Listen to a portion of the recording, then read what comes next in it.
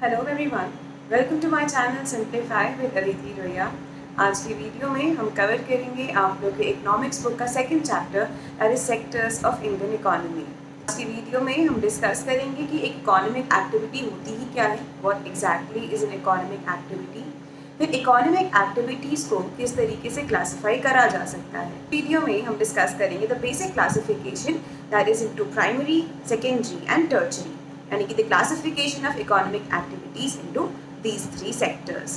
फिर हम डिस्कस करेंगे कि इन तीनों सेक्टर्स की प्रोडक्शन जो है उसे कैसे कैलकुलेट करते हैं एंड कैसे टोटल कंट्री की प्रोडक्शन कैलकुलेट करी जाती है। Then we will discuss the historical change in these sectors, यानी कि इंडिपेंडेंस से लेके आज तक ये सेक्टर्स की इम्पोर्टेंस में, इनके प्रोग्रेस में क्या चेंज देखने को मिलता है। Let us start. Also, keep your economics NCERT ready with you.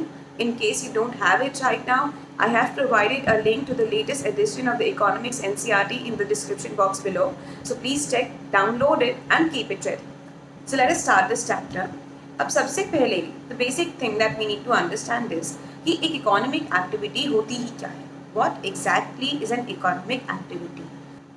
Simple language में हर एक्टिविटी जो कि गुड्स या सर्विस के प्रोडक्शन और कंजम्पशन से रिलेटेड हो और जिसका पर्पस प्रॉफिट मैक्सिमाइजेशन हो या प्रॉफिट अर्निंग हो, उस एक्टिविटी को हम इकोनॉमिक एक्टिविटी कहते हैं। फॉर एग्जाम्पल, आपके स्कूल में आपकी टीचर आपको पढ़ा रही है, वो एक इकोनॉमिक एक्टिविटी है because she gets paid in return. लेकिन अगर आपकी मदर या आपके फादर आपको घर पे पढ़ाई में हेल्प कर रहे हैं तो वो एक इकोनॉमिक एक्टिविटी नहीं है, क्योंकि उसका मोटिव जो है वो अर्निंग नहीं है। Therefore, we classify all those activities जो कि प्रोडक्शन कंजम्पशन से रिलेटेड हो एंड सेकेंडली जिनका जो पर्पस है वो प्रॉफिट अर्निंग हो एज द इकोनॉमिक एक्टिविटीज़। और इस चैप्टर में हम इन्हीं इकोनॉमिक एक्टिविटीज़ के बेसिक क्लासिफिकेशन को डिस्कस करेंगे। वैसे इकोनॉमिक एक्टिविटीज़ को हम तीन तरीके से क्लासीफाई कर सकते हैं। The first kind of classification that we discuss is into primary, secondary and tertiary. अब ये प्राइमरी, सेकेंडरी और टर्शरी सेक्टर में जो क्लासिफिकेशन होता है, इसका बेसिस होता है on the basis of nature of activity, कि जो काम हो रहा है उसका नेचर क्या है। Then on the basis of कि जो काम हो रहा है उसकी एम्प्लॉयमेंट कंडीशंस क्या है, वर्किंग कंडीशंस क्या है, उस बेसिस पे हम इकोनॉमिक एक्टिविटीज़ को क्लासिफाई करते हैं into organise sector and the unorganise sector. And then फिर ये देखना कि वो जो एक्टिविटी हो रही है, जिस सेक्टर में एक्टिविटी हो रही है, उस सेक्टर की ओनरशिप क्या है। So on the basis of ownership of assets, in activities को हम क्लासिफाई कर सकते हैं into public sector activities and private sector activities. In this video हम लोग केवल फर्स्ट क्लासिफिकेशन डिस्कस करेंगे, जिसमें हम डिस्कस करेंगे the classification of activities into primary, secondary and tertiary. So let us start. सबसे पहले समझते हैं कि प्राइमरी सेक्टर एक्टिविटीज़ क्या होती हैं। वो एक्टिविटीज़ जो कि नेचुरल रिसोर्सेज को एक्सप्लॉइट करके गुड्स प्रोड्यूस करने से रिलेटेड हों, उनको हम प्राइमरी सेक्टर एक्टिविटीज़ कहते हैं। इसका सबसे बेसिक एग्जाम्पल हो सकता है एग्रीकल्चर। जैसे एग्रीकल्चर में हम लोग सॉइल की नेचुरल फर्टिलिटी को यूज़ करते हैं, तो उसके नेचुरल न्यूट्रिएंट्स हैं उनको यूज़ करते हैं। हवा, पानी, all these natural resources are used to produce food grains. So ऐसी एक्टिविटीज़ जो कि नेचुरल रिसोर्सेज को एक्सप्लॉइट करके गुड्स प्रोड्यूस करती हैं, उन्हें हम प्राइमरी सेक्टर एक्टिविटीज़ कहते हैं।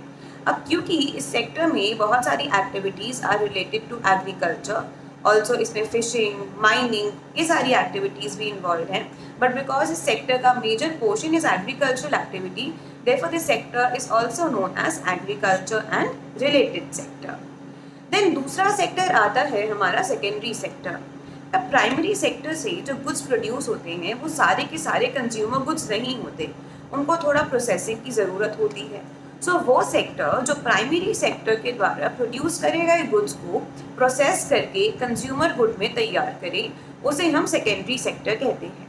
जैसे मान लीजिए कि कॉटन की कल्टिवेशन करी और कॉटन ग्रो करी, तो कॉटन ग्रो करना is a part of primary sector, लेकिन उस कॉटन को प्रोसेस करके उसे फैब्रिक बनाना और उसको एक और कंज्यूमर गुड में तैयार करवाना is an activity of secondary sector.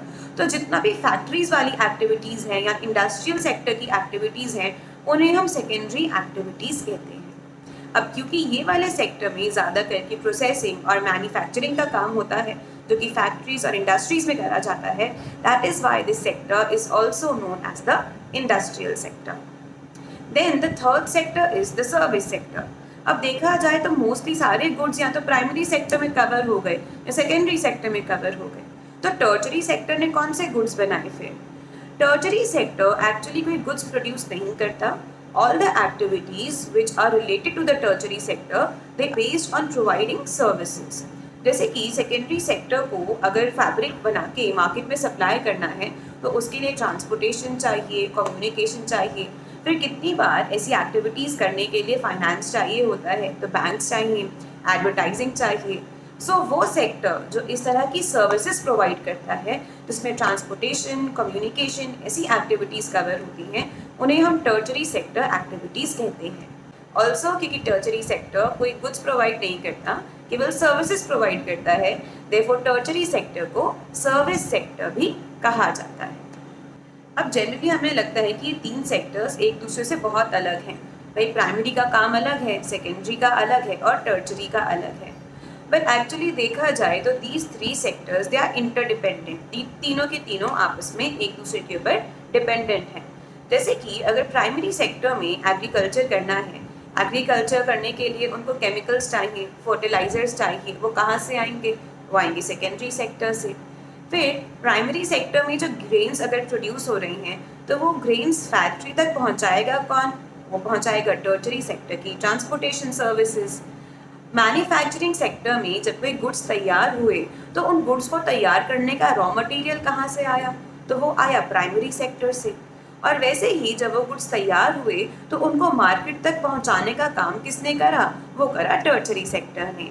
सो हम देखते हैं कि तीनों सेक्टर्स completely interdependent हैं and they cannot function independently without each other. So development in one sector automatically leads to development in the other two sectors. Now read till page 21 of your economics NCERT and then resume the video again. So moving on, the next topic that we are going to discuss is कि अब इन तीनों sector की जो production activities हैं उनको compare कैसे किया जाए। दैट मीन्स कैसे पता लगाएं कि कौन सा सेक्टर कितना टोटल प्रोड्यूस कर रहा है इन 1 ईयर। अब हमें लगेगा कि अच्छा ठीक है, जितने जितने गुड्स और सर्विसेज प्रोड्यूस करे उसका टोटल निकाल लेते हैं।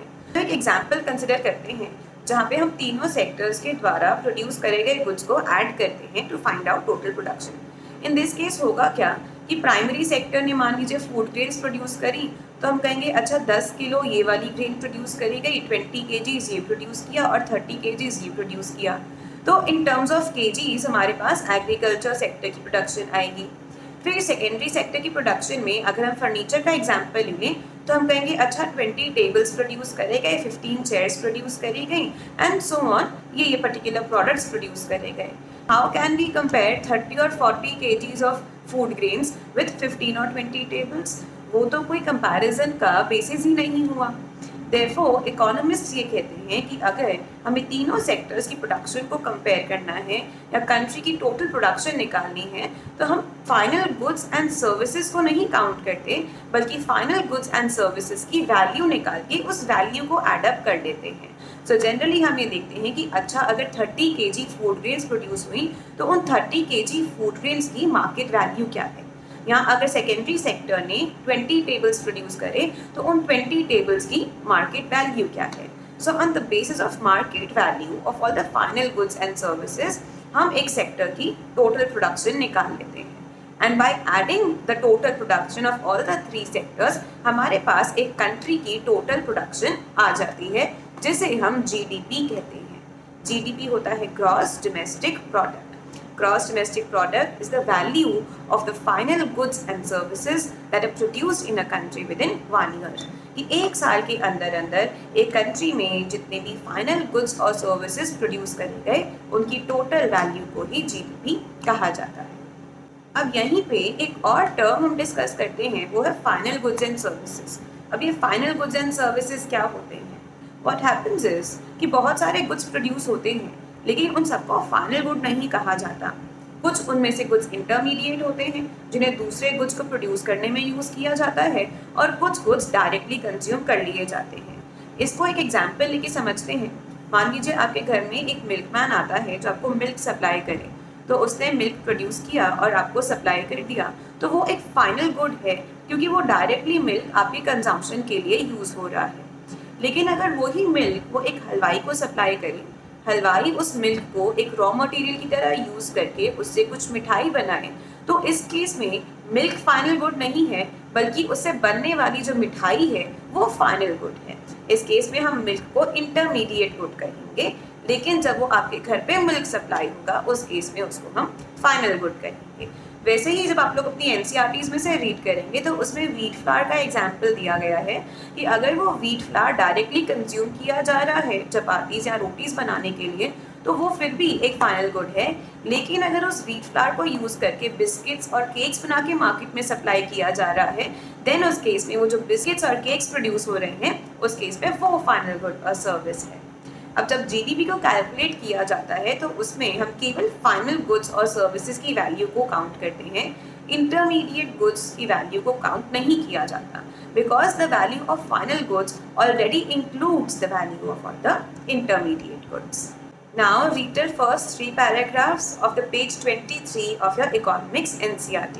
Now we will discuss the historical change in these 3 sectors. यानी कि जो ये तीनों सेक्टर्स हैं इनकी इम्पोर्टेंस में क्या कोई हिस्टोरिकल चेंज देखने को मिलता है कि नहीं। तो एक पैटर्न ऑब्जर्व किया जाता है कि जब भी कोई कंट्री के डेवलपमेंट के इनिशियल ईयर्स होते हैं उस दौरान हमेशा प्राइमरी सेक्टर ज़्यादा इम्पॉर्टेंट होता है in terms of production and in terms of employment, क्योंकि उस दौरान ज़्यादा डेवलपमेंट नहीं होती इकोनॉमी में, इंडस्ट्रीज़ नहीं होती कि लोग और काम कर सकें। ऑल्सो इतने लोगों की फूड ग्रेन्स की डिमांड को मीट करने के लिए एग्रीकल्चर को प्राइमरी इंपॉर्टेंस दी जाती है। So in the initial phase of development agricultural sector और the primary sector is of the utmost importance. फिर होता क्या है कि धीरे धीरे हमारे मॉडर्न फार्मिंग मेथड्स आ जाते हैं, एग्रीकल्चर इम्प्रूव हो जाता है, प्रोडक्शन इम्प्रूव हो जाती है और सरप्लस प्रोडक्शन होने लगती है। सरप्लस प्रोडक्शन होने के बाद लोग धीरे धीरे ट्रेडिंग एक्टिविटीज़ में आ जाते हैं, ऑल्सो मैन्युफैक्चरिंग शुरू हो जाती है। सो हमें देखने को मिलता है कि तकरीबन 300 से 400 साल पहले तक का जो टाइम था उस समय एक शिफ्ट आया from primary sector to the secondary sector, जहाँ पे लोगों ने प्राइमरी सेक्टर की जॉब्स छोड़ के सेकेंडरी सेक्टर में काम करना शुरू करा, बिजनेसेस खुलने शुरू हुए, वर्कर्स की तरह लोगों ने फैक्ट्रीज में काम करना शुरू करा और अलग अलग गुड्स प्रोड्यूस करने शुरू करे, ट्रेडिंग करनी शुरू करे।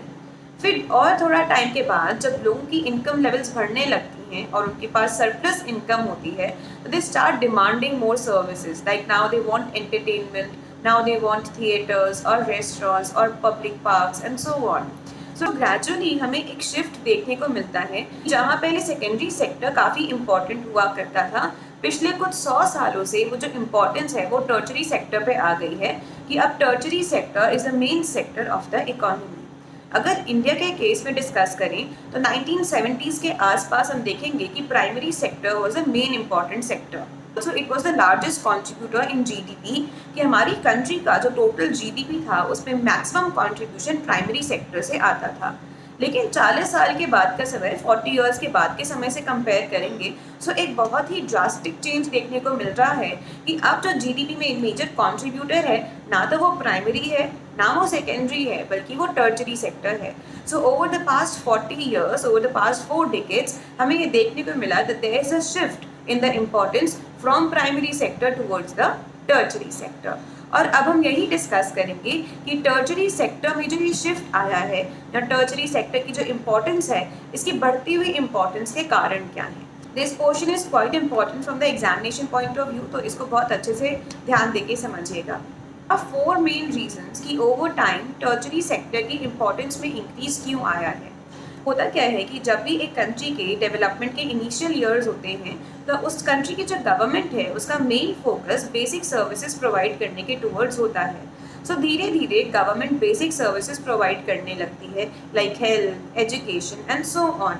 सो ग्रेजुअली वो टर्शरी सेक्टर की जो सर्विसेज है वो एंटर हो जाती हैं और धीरे धीरे उनकी इंपॉर्टेंस बढ़ती जाती है। देन सेकंड पॉइंट, अभी थोड़ी देर पहले हमने डिस्कस किया था कि इकोनॉमी के जो तीनों सेक्टर्स हैं they are completely interdependent on each other, और अगर एक में डेवलपमेंट होगी तो it will automatically lead to development in the other 2 sectors. वैसे ही जब प्राइमरी सेक्टर और सेकेंडरी सेक्टर में डेवलपमेंट हुई, it automatically led to development of tertiary sector. So over years tertiary sector की इंपॉर्टेंस इसलिए बढ़ती चली गई क्योंकि प्राइमरी सेक्टर और सेकेंडरी सेक्टर की ग्रोथ, उनका प्रोडक्शन लेवल इंक्रीज होता चला गया। Then the third important factor is कि जैसे जैसे लोगों की इनकम बढ़ती है, इनकम लेवल राइज होता है, they start demanding more services. Like now people start demanding restaurants, tourism, shopping malls, etc. And therefore ये भी सर्विस सेक्टर की इम्पोर्टेंस का एक कारण है। Then fourth is कि कुछ समय पहले तक हम देखें तो इंटरनेट, IT सेक्टर इतना डेवलप नहीं था, और था भी तो लोगों की लाइफ में उसका लिमिटेड रोल था। बट आज की डिजिटल लाइफ में IT सेक्टर के बगैर, इंटरनेट के बगैर we can not imagine our lives. तो ओवर पास्ट फ्यू ईयर्स हमें देखने को मिलता है कि ये सेक्टर्स जो कि प्राइमरीली सर्विस प्रोवाइडिंग सेक्टर्स हैं, इनकी इंपॉर्टेंस बहुत ज़्यादा बढ़ चुकी है। So automatically it has led to rise in importance of the tertiary sector. Now read till first 3 paragraphs of page 25 of your economics NCERT. So that was it for this video. In the next video, we will be discussing the concepts of underemployment and how can more jobs be created in different sectors of the Indian economy. If you haven't yet subscribed to my channel, please click here. For the complete playlist of this chapter, click here. And for the next part of this chapter, please click here.